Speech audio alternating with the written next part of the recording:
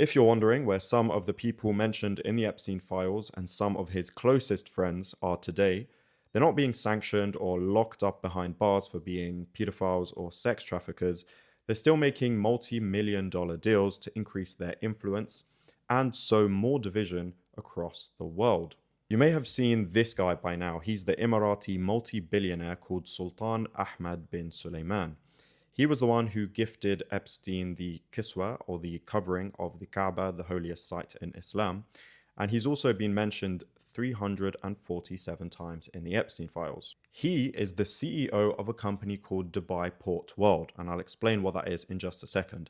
But just so you're equally grossed out by him as I am, he's had several email conversations and multiple meetups with Epstein, all about different young girls that they met up with and had sex with, and boasts about, this one best sex of his life, and then this one wasn't good enough, and, Epstein stuff. So very gross. He came to my attention particularly this week, not just because of all the things released about him in the Epstein files, but because he met up with the president of Somaliland.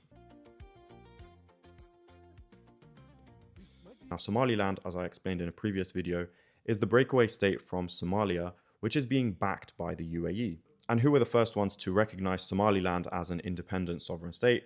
None other than Israel. So Somaliland is a bit of a UAE-backed project. And why does the UAE want a breakaway state from Somalia? Well, it serves many purposes, one of them being to divide and conquer and weaken the countries in the region. And then it serves the strategic goals of the UAE in the region, one of them being to have more control on the Horn of Africa, and so it can exploit the natural resources in East Africa, just like what it's doing in Sudan, where the UAE is backing the RSF.